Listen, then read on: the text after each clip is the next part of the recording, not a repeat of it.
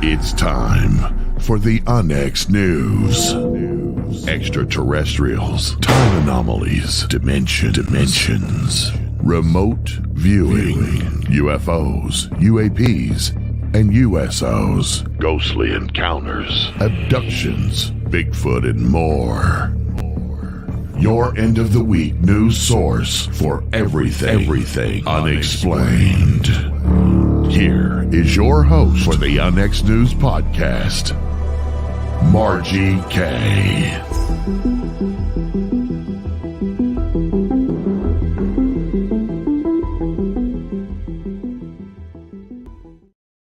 Good evening, everyone, and welcome to the program. We're here every Friday at 7 p.m. Eastern, 6 p.m. Central.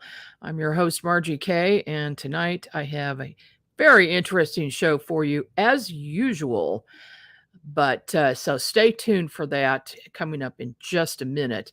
I do want to mention that when you become a subscriber to the Unnext Network, you will receive the free, now monthly, magazine in digital format, or you can purchase it in print. And all of that information is at unnextnetwork.com.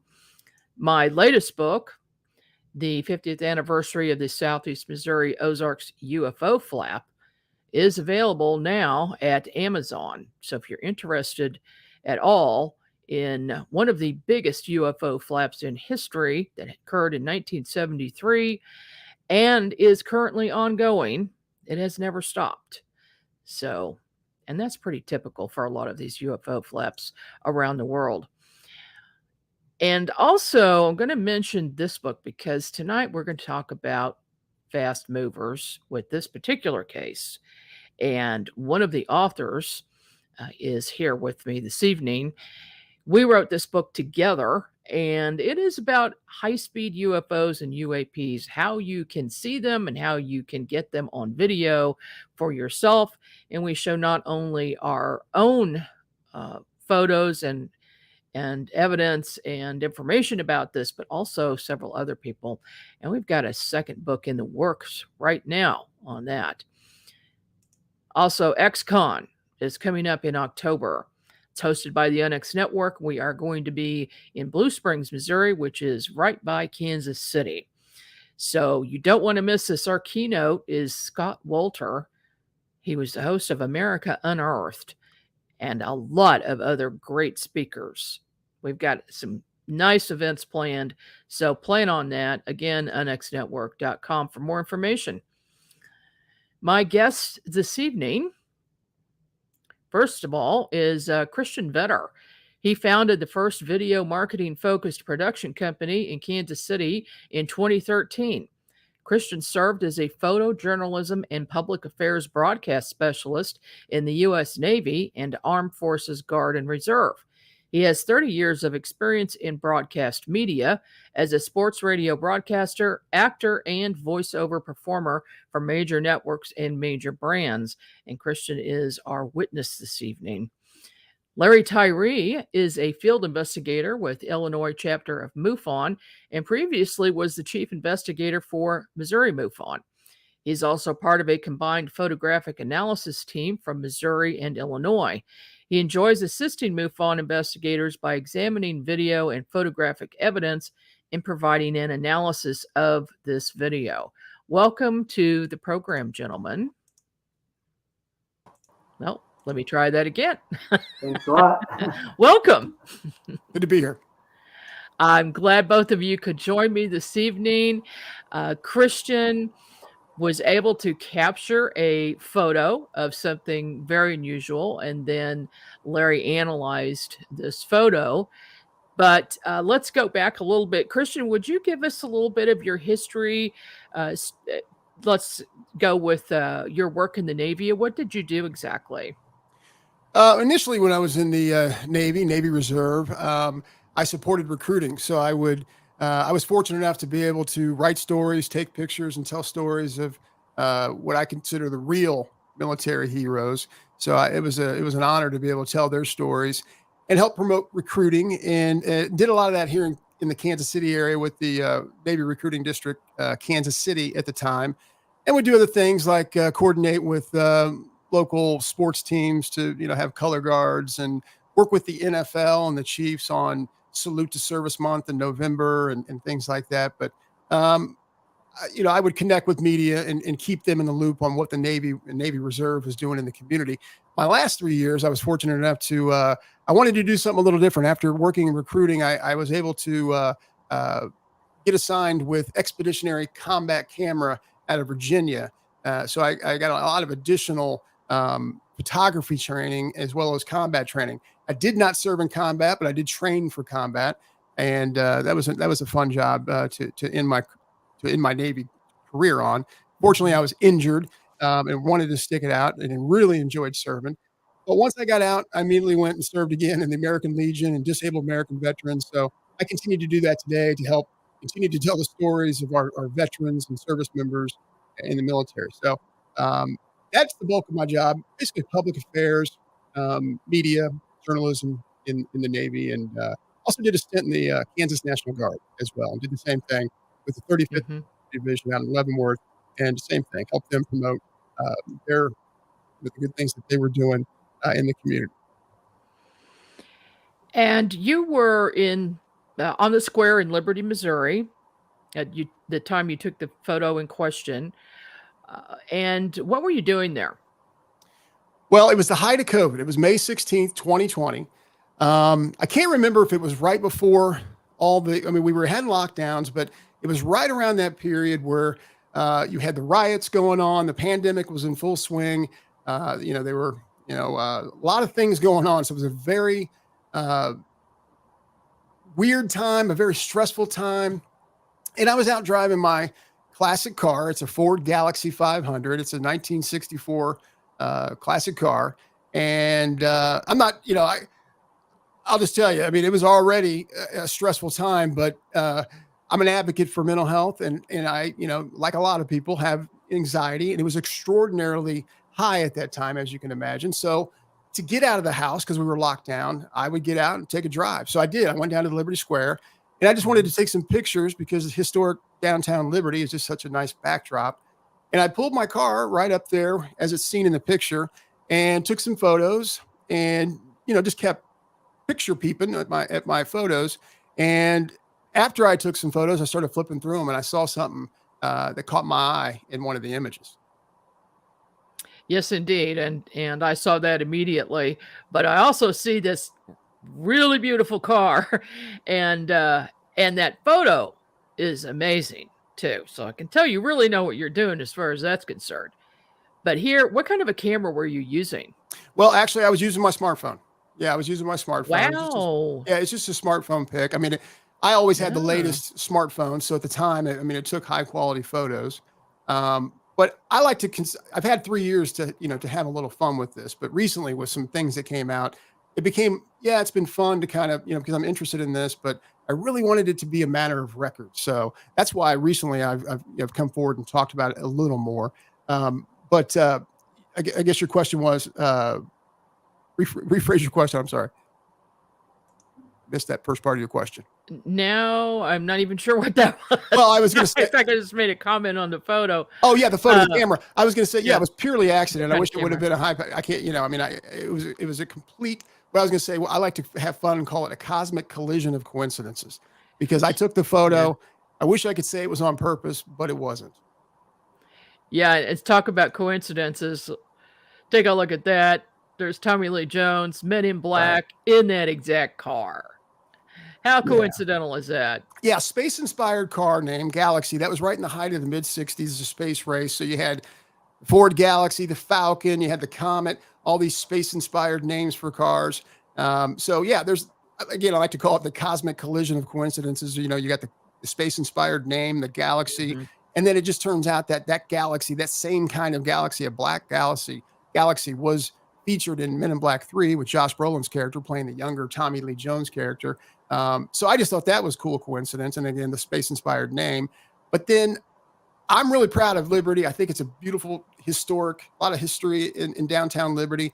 So that shot itself was pretty cool. But then you throw in the fact that when I was flipping through the pictures and I caught, something I caught my eye in the photo, and I looked a little closer, and I knew I tried to look at it first and just say, oh, maybe that's something that's, in the camera or whatever. But the more I looked at it, I could tell there was some depth there. So that it didn't appear to be in the camera or in the forefront. It was definitely in the background. There was some depth. But I reached out to Larry, and I reached out to MUFON. Larry got in touch with me, and he's the one that really did the analysis, and he's the one that determined the validity of the photo.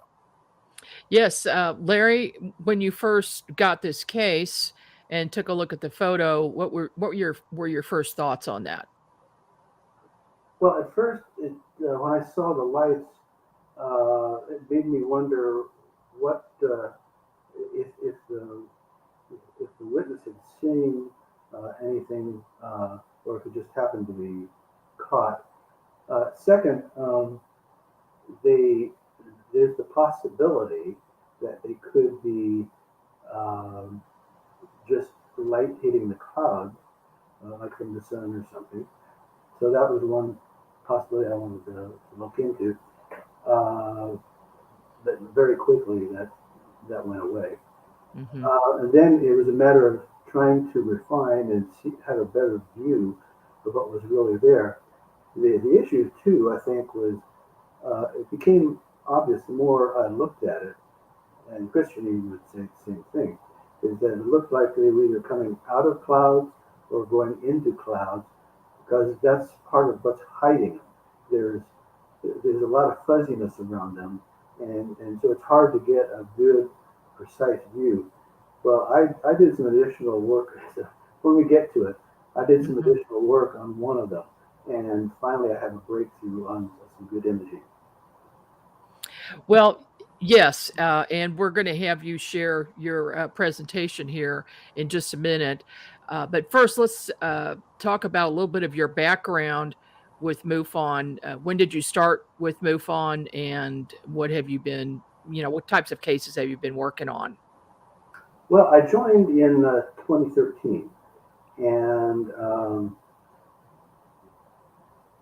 I've always had an interest in UFOs, but didn't know really a whole lot about it.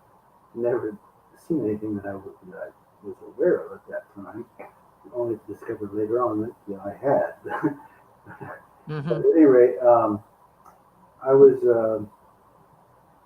on May the 1st, 2014, was when I saw my first UFO. Actually, it was a whole bunch of them all at one time. And I was completely floored. I couldn't believe it. I was just, totally focused on these little triangles that the light kept going here, here, here, here, here, here, here. There was a whole bunch of them, like a cloud of them. And then I saw those in various ways the next few days, doing other things. Anyway, long story short, my next sighting was end of August, same year, 2014. And that one just really got me. It was about a 2-minute sighting of a round, very, very intensely bright sphere. They just stayed above the tree line and just waited and didn't do anything. And I got some video and some photos of it. And then it turned split into a white and red globe. Well, by that point, I was hooked line and sinker into study of UFOs. Mm-hmm. And I started really combing the skies, paying attention, and decided I really need a good camera. And so that's when I got myself a good camera and tripod. And for the next year, I probably wrote down and started studying on my own probably about 20 different cases. And I started to upload those to MUFON. I think I wore Gene out. One of our investigators I was posting so many because I was seeing so many things. Mm-hmm. And I was investigating them all. I have a scientific background myself, astronomy and all the sciences. And at one point, one of the existing investigators said, you ought to get yourself licensed as a field investigator for MUFON. But well, okay, so why not? And so I did, and in August of 2015, I became a field investigator, and it's just really just taken off since then. Seen so many other cases. Yes, and we should mention that you were able to capture hundreds of photos and video of UFOs going in and out of Blue Springs Lake from where your house was at the time. Yeah. And that is a major part of the book, the Fast Movers book. That was your discovery of that, and that's where, with that just combined with what Bill Spicer was finding and what I was seeing with the naked eye. So yeah, they're out there. They're out there all the time. Is it your opinion that what Christian captured are fast movers? Yes, for several reasons. One, if there'd been any kind of a plane that had stayed longer than 5 or 10 seconds in the air, there's a good chance he would have noticed it. Mm-hmm. Any kind of a plane, because he kept looking and shooting in that area. And when you look at all of that series of 8 images that he took, the one before and the one after, for example, were about 43 seconds apart, and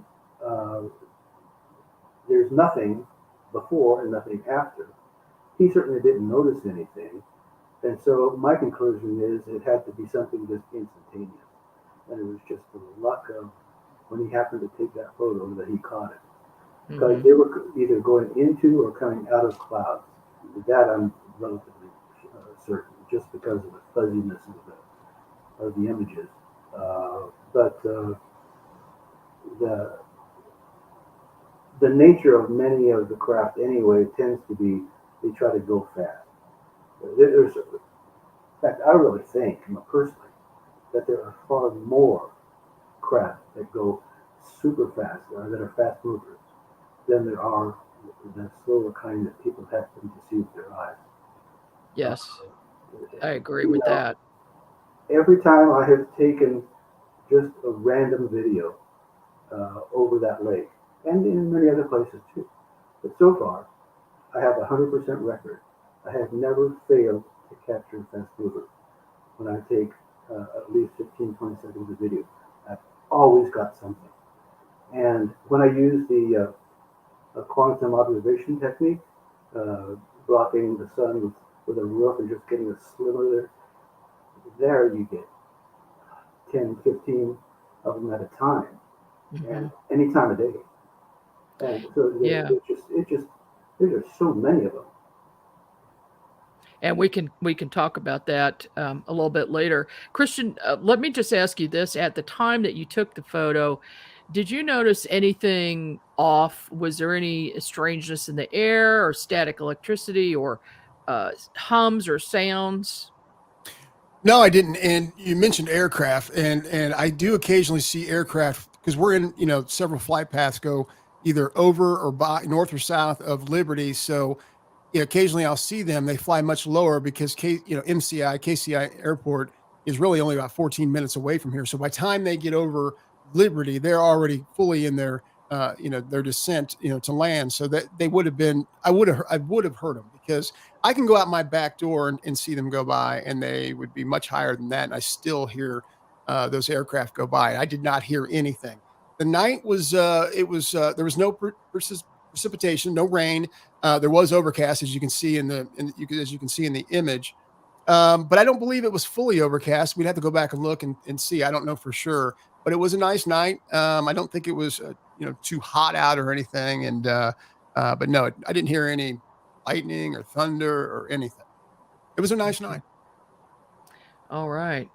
Well, Larry, if you would, let's go ahead and show your presentation and your analysis of this case. And we are probably going to have to take a break in between, but I'll give you notice of that. So let me go ahead and add this to the stream, and we'll make it full screen for you. Oh, okay, great. Well, this is that same image. It was 9:02 p.m. on May 16th, as Christian mentioned. And depending on how one of the objects gets interpreted, there could be 4 objects, or there could be 5. If one of them, I'm talking about the one to the far left, that's closer to the top of the brick building. In some ways that I enhance the images, they separate into 2, but it could just be a curved one too. But it's really hard to resolve that one just because there's some clouds in between. But I do believe that this was catching them just in a fraction of a second as they were traveling through. That fact, the speed at which they were going could also be why some of them are rather hard to be able to identify. This image is, well, let me go back, is, well,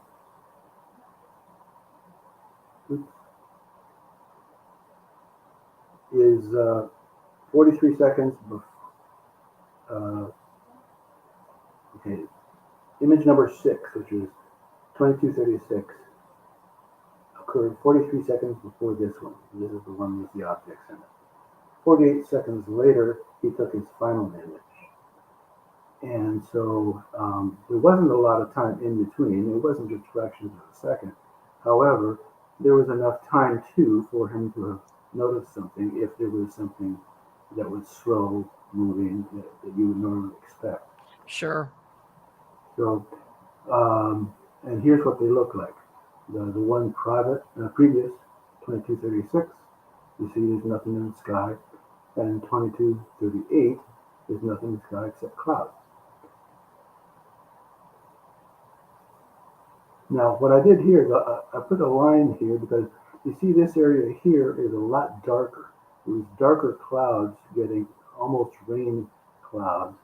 And I added some tone so that these were more obvious, the separation between these, and then this real light patch here. Notice on this one, this is the one with the objects in it. This white patch hasn't changed significantly, it's just a little bit, but this line of dark clouds has shifted from being over here to being higher and spreading right in through here. And then in the third one, the last one, an entire front is showing up in black. It kind of goes like this, but that's where it had come to. So you can see that it was shifting towards the southeast. So at least the dark clouds were going towards the southeast. But the objects might have been going this way. If any indication by having one object in the front and others behind is a flight formation, you would kind of assume maybe it was traveling this way. Okay, well, we can't see your pointer, Larry, so you'll just have to kind of tell us. Yeah, well, okay, let me go back and find, okay, so in this one here, now you can still see that it's darker over here off to the left. Yeah. The big tree, you can see the darkness there. Well, with this formation above the building, you see that there's 3 lights, and this one, the far left one, could be a leading light, could be a trailing light. I don't know, object as well. So for some reason, I have the inclination that they were traveling towards our left, towards the tree. I've always thought that. And I don't know if it's something I picked up just from remote viewing or what, but at any rate, that's not scientific. If it was going along with the clouds, no, we just won't know. So I wanted to be able to start investigating the angles, distances, and maybe size of the objects. In order to be able to do that, I needed to have some more information. Because we were seeing them in the clouds, we were able to get the cloud base calculated just by getting the dew point and the temperature, and you can see what the cloud base was. So we knew one dimension. But in order to really get another one, I had to have an angle. And one way to get the angle is to use a phone and go back to the scene and use something like Sky app, as you see on the top line there. And then there's others that have constellations and stars and so on. But anyway, Christian was real good. He went and did that, took a photo, a screenshot of what the Sky app was showing as constellations there during the daytime. And by knowing what the angle is of that particular constellation and what Spica, which is the name of that bright star there next to the hand, and that's holding some flowers or some wheat or something. And I was able to calculate that was about the location of the slightly below it was the location of the brightest of the four objects. Okay, Larry, we're going to go ahead and take a short break here, and when we come back, we will hear the rest of Larry's analysis. Okay.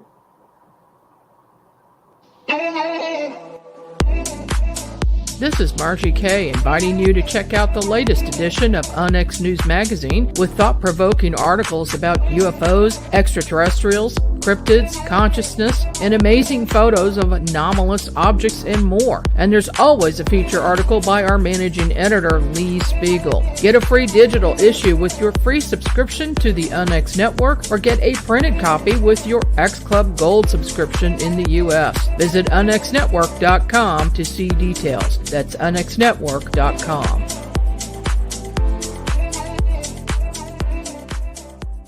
Are you thinking about purchasing a wood-fired heating or cooking appliance but don't know where to start? The new book, Wood-Fired Heating and Cooking, will guide you through the process and make the decision much easier. Find out about wood stoves, wood-burning fireplace inserts, masonry heaters, cook stoves, brick ovens, and more. Learn about operation and maintenance, buying and storing wood, even how to make your own charcoal. A bonus section includes delicious recipes for cooking in a wood-burning oven, grill, tandoori oven, or smoker. The wise homeowner, prepper, or homesteader will have the ability to heat their home with wood when the power goes out, or to save money on increasing gas bills. Wood-fired heating and cooking is available at Amazon. Visit www.woodfiredpub.com for more information. That's woodfiredpub.com.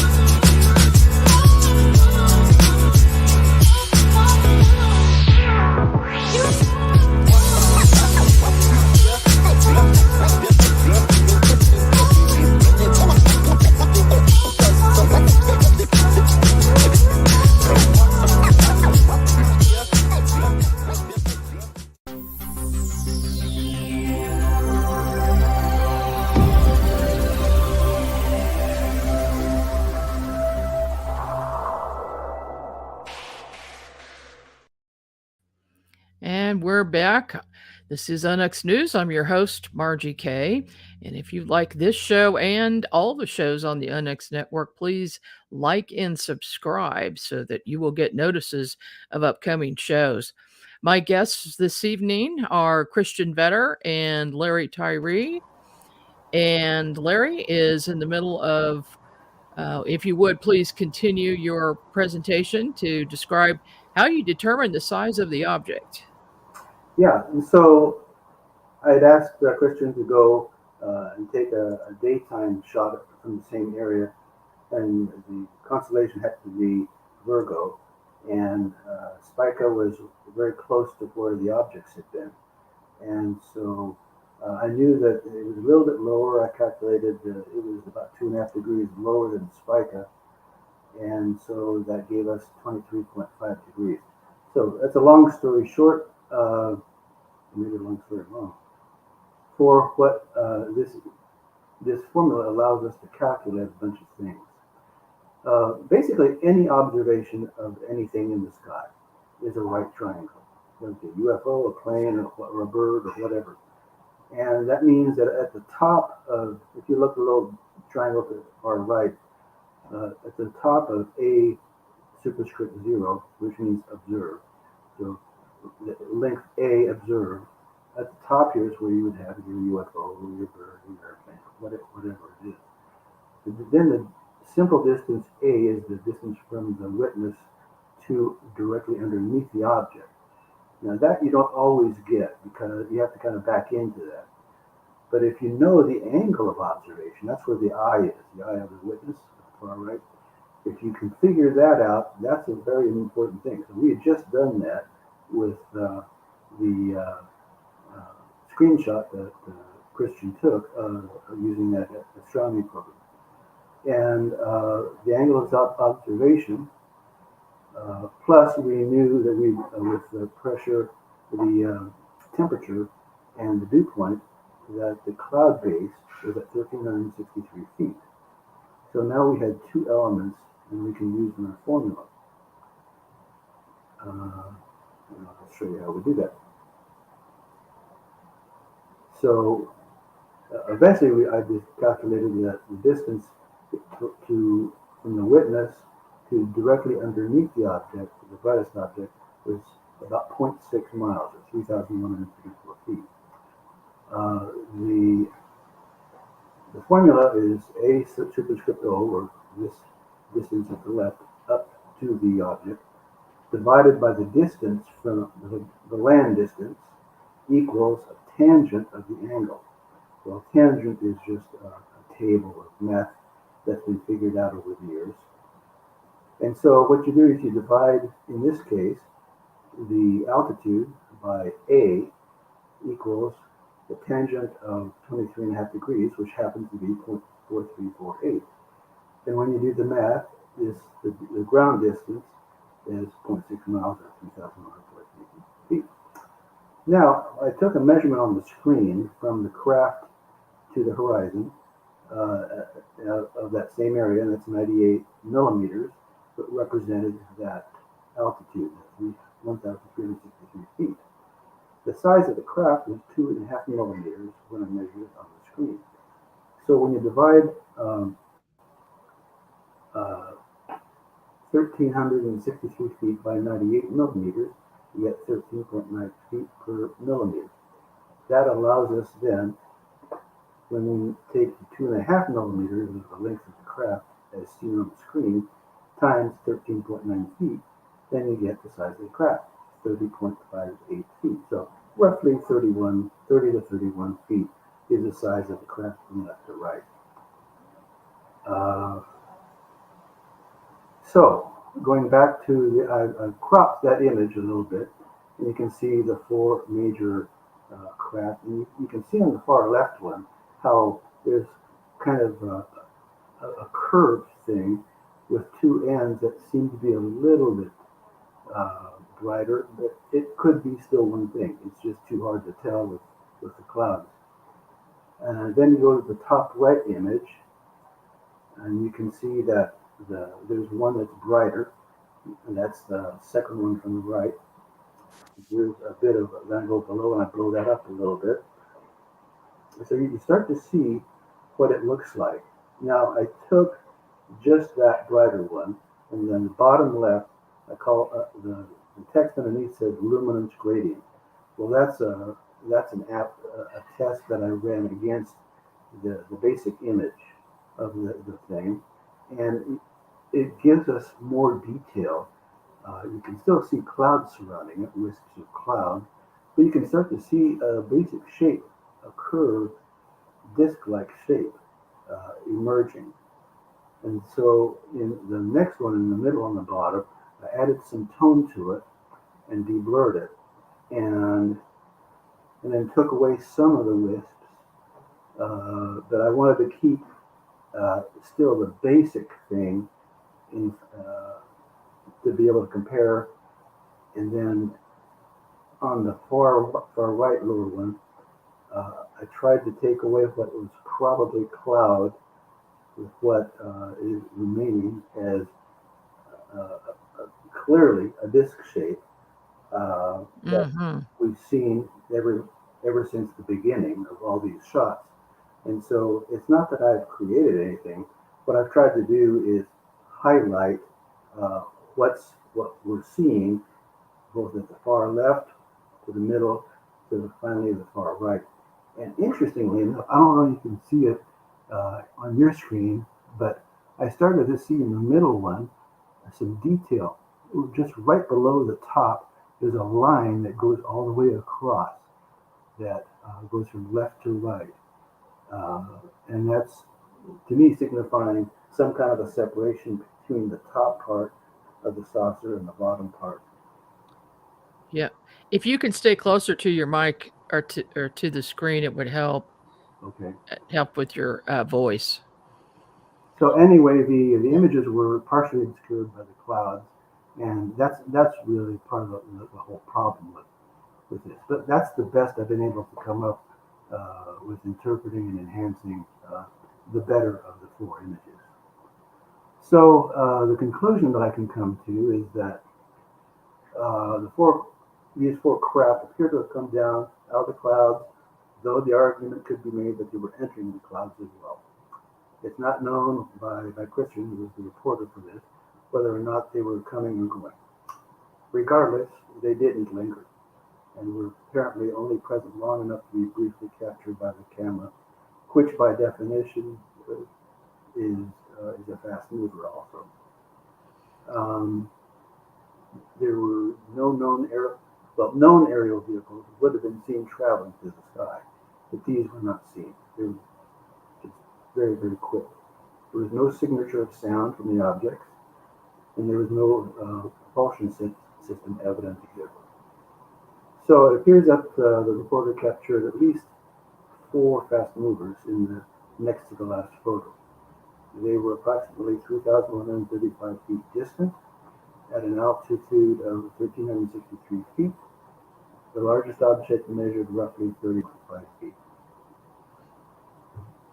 Do you, in looking at some of the last picture that you showed, it almost looks like there might have been like an energy field around the object in the, in the second two photos at the left, before you kind of took that away.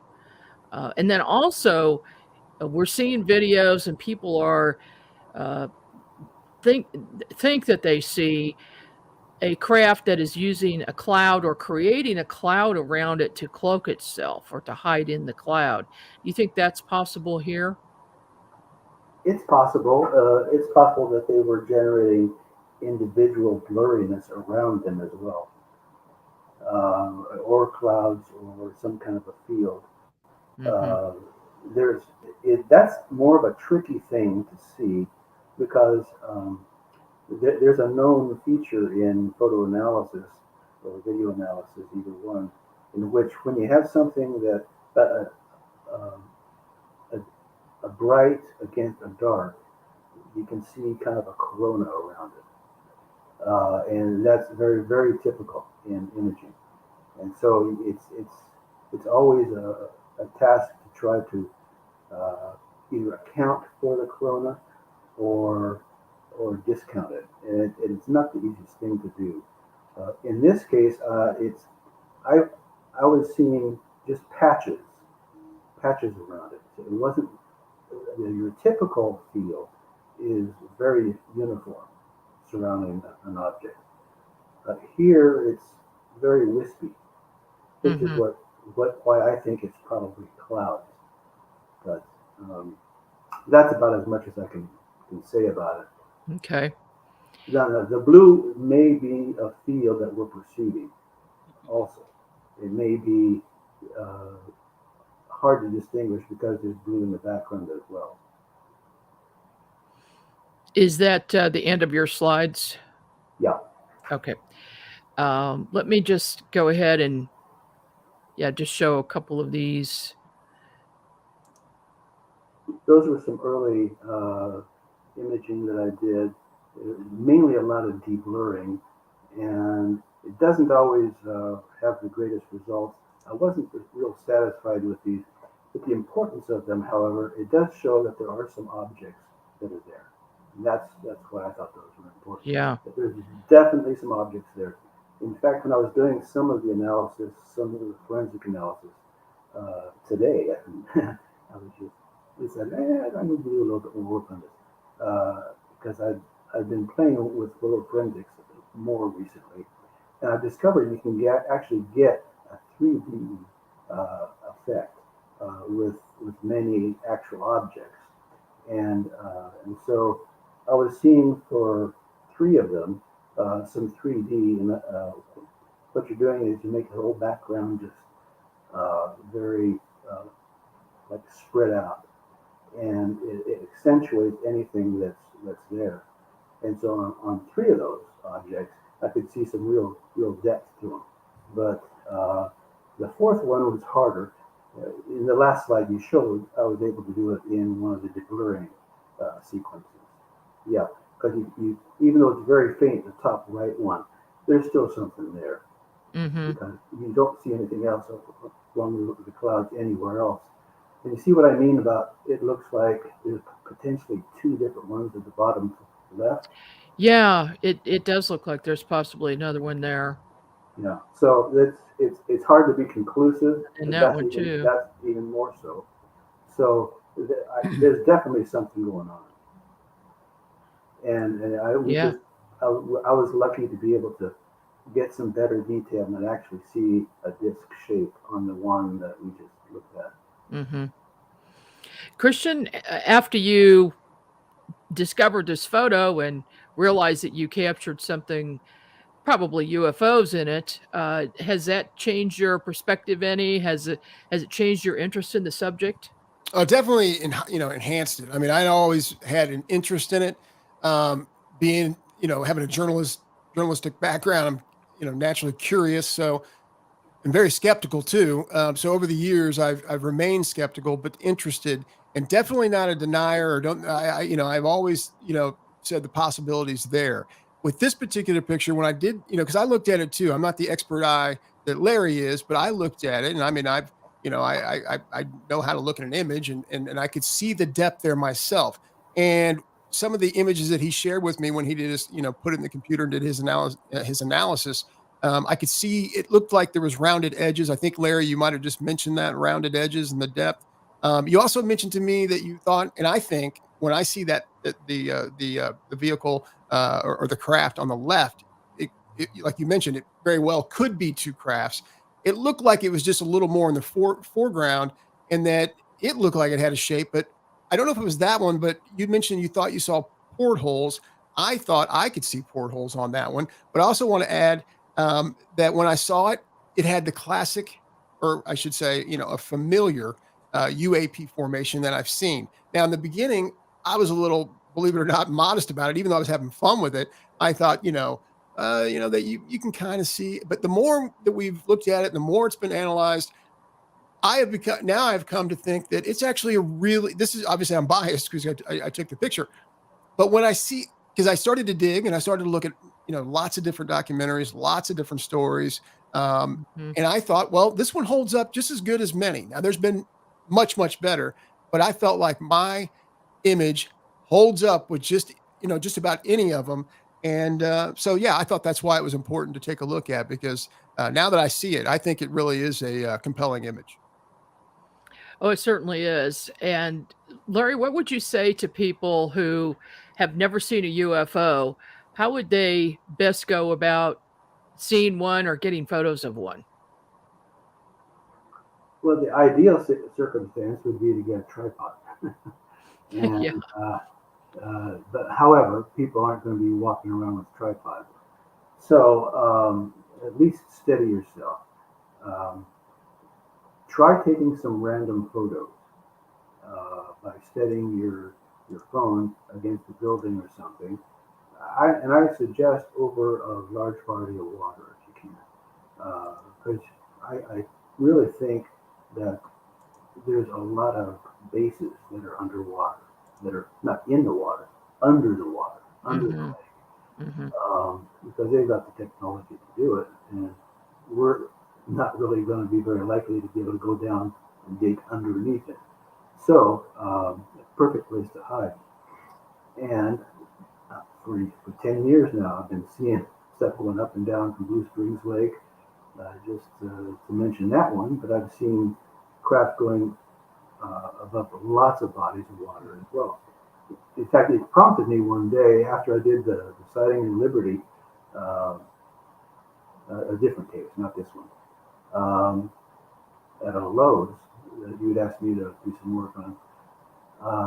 I decided to do a UFO hunt, and I went to the major lakes in Lee Summit, where I was living at the time, and I took photos using a tripod over Longwood Lake, and then 2 smaller lakes, and then a Lake Jacomo from both sides. And I got scads of photos of fast movers, but every single one of them.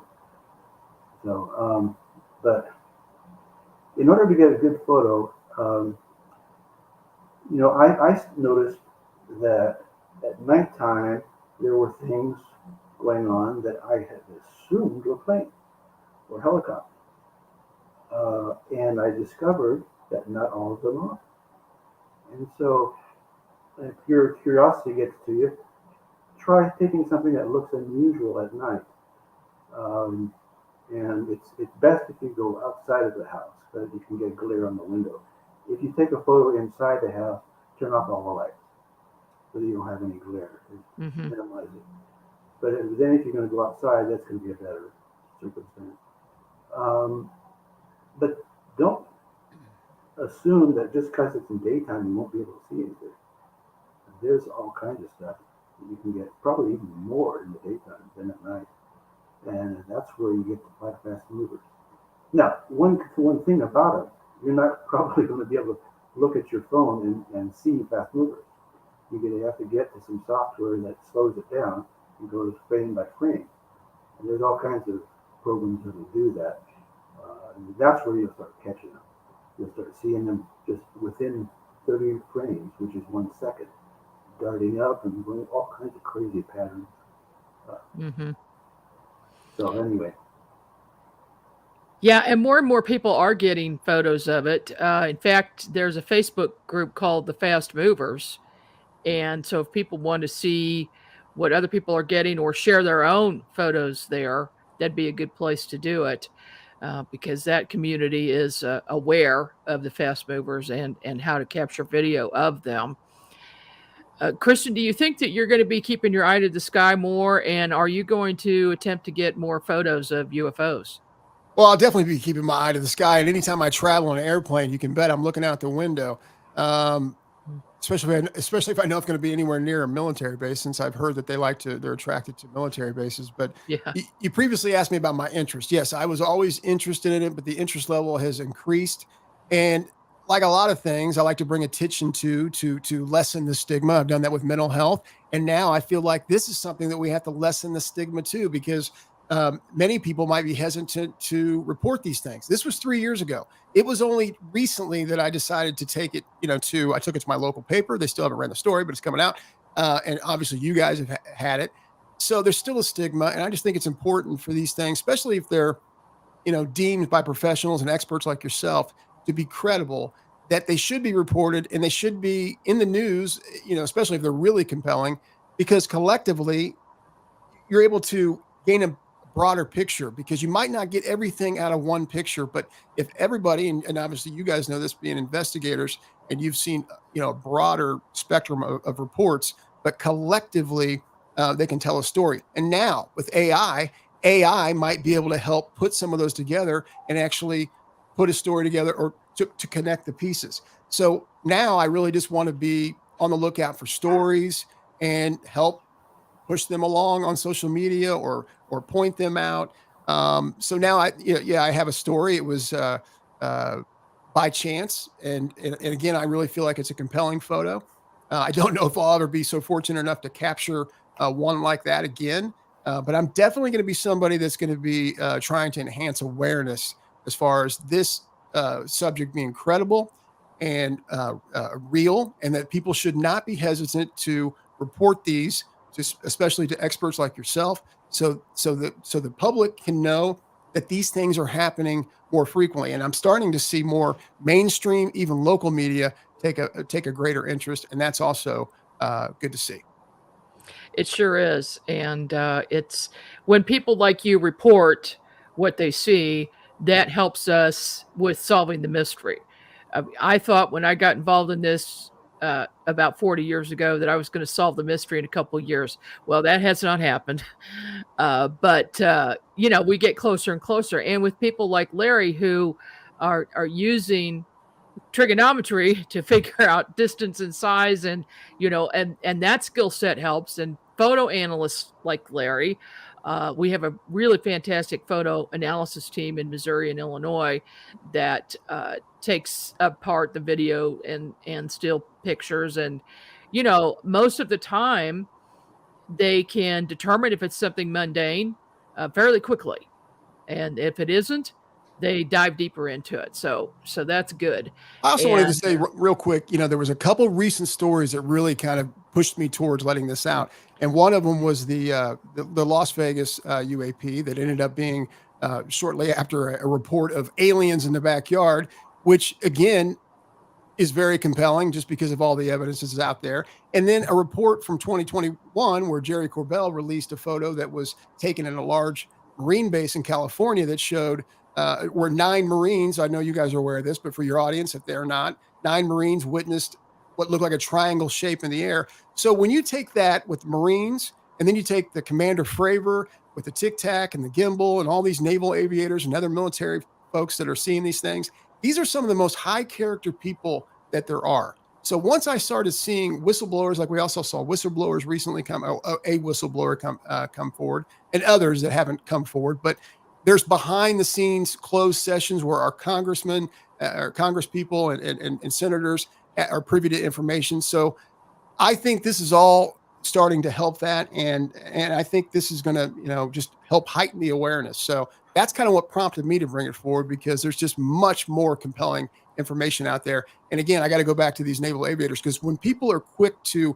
discount them, these folks, again, not only are they high character, but a lot of them are aerospace engineers that are pilots. So these are very, very intelligent folks. So I think we need to start taking them very, very seriously. And many have said they see them every day. So there's many more stories to come, many more reports to come that have not been released. And the fact that in May of 2020, the Pentagon shortly after had acknowledged that UAPs are real. They just don't know what they are. So we've already got the government admitting that they are real, but they don't know what they are. Of course, you guys would probably say otherwise, but the general public is, and we talked about this, Marty, are getting conditioned more and more. So I think it's important for people to know that these are credible, they're real, and they're worth reporting. Well, I appreciate your report, Christian. I appreciate you being on the program with me this evening and telling your story and sharing your photos. And Larry, thank you so much for doing this great analysis for us. I appreciate it. And yes, you found some more fast movers.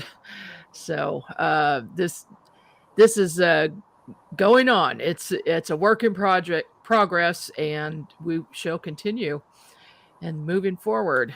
So thank you, gentlemen. I appreciate your time this evening. And I do also want to mention that coming up here this evening is the nationwide Skywatch. And that starts at 8 p.m. Central Time. And if you will check your Facebook, go to Facebook, go to the UNX Network.